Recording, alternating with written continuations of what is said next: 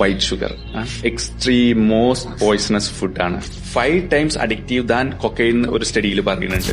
ഒരു സാധനം അഡിക്ഷൻ ആയിട്ട് ലേബൽ ചെയ്യുന്നതിന് മുന്നേ ചില ക്രൈറ്റീരിയാസ് പാലിക്കണം. ഡ്രഗ്സിനെ വെച്ച് കമ്പയർ ചെയ്യുമ്പോൾ ഷുഗർ 2 ക്രൈറ്റീരിയാസ് പാലിക്കണില്ല. അതിനുള്ള ഫസ്റ്റ് ക്രൈറ്റീരിയ ആണ് വിഡ്രോവൽ. ഷുഗർ ഇല്ലാതെ ആയാലും ലൈഫ് ത്രെറ്റനിങ് ആവാറില്ല. ആൽക്കഹോളിക്സിന് ആൽക്കഹോൾ കിട്ടാതാകുമ്പോൾ കൈ വറക്കുന്നതൊക്കെ കണ്ടില്ലേ, അതേപോലെ ഷുഗർ ഇല്ലാതെ ആയാൽ ഇതൊന്നും കാണിക്കില്ല. Second one is tolerance. Sugar ഓരോ വട്ടവും കൺസ്യൂം ചെയ്യുമ്പോൾ സിഗ്നിഫിക്കന്റ്ലി ഹയർ ക്വാണ്ടിറ്റിയിൽ വേണ്ടി വരാറില്ല. അപ്പോൾ ഇദ്ദേഹം പറഞ്ഞ ഈ സ്റ്റഡിയൊക്കെ നടന്നത് റാറ്റ്സിലാണ്. റാറ്റ്സിനെ പട്ടിണിക്ക് എടുത്തിട്ടും സ്ട്രെസ്ഡ് ഔട്ടും ആക്കിയിട്ടാണ് ഷുഗർ ഫീഡ് ചെയ്യുന്നത്. ഒബ്വിയസ്ലി നിങ്ങൾ തന്നെ ആലോചിച്ച് നോക്കുക, പട്ടിണിക്ക് കിടക്കുമ്പോൾ ഭക്ഷണം കിട്ടാൻ ഏത് ജീവിയും നോക്കൂ. ഇതുപോലത്തെ കണ്ടീഷനിലാണ് റാറ്റ്സ് അൺകൺട്രോൾഡ് ആയിട്ട് ഷുഗർ കഴിക്കുന്നത്. പക്ഷേ മനുഷ്യർക്ക് റെസ്ട്രിക്ഷൻസ് ഇല്ലാതെ ഷുഗറിന് ആക്സസ് കൊടുത്താൽ ഈ ഒരു അഡിക്ഷൻ മോഡൽ നിലനിൽക്കില്ല. റെസ്ട്രിക്ഷൻസ് ഓവർ ആകുമ്പോഴത്തേക്കാണ് ഇതുപോലുള്ള അഡിക്ഷൻ ലൈക്ക് ബിഹേവിയർ കാണിക്കുന്നത്.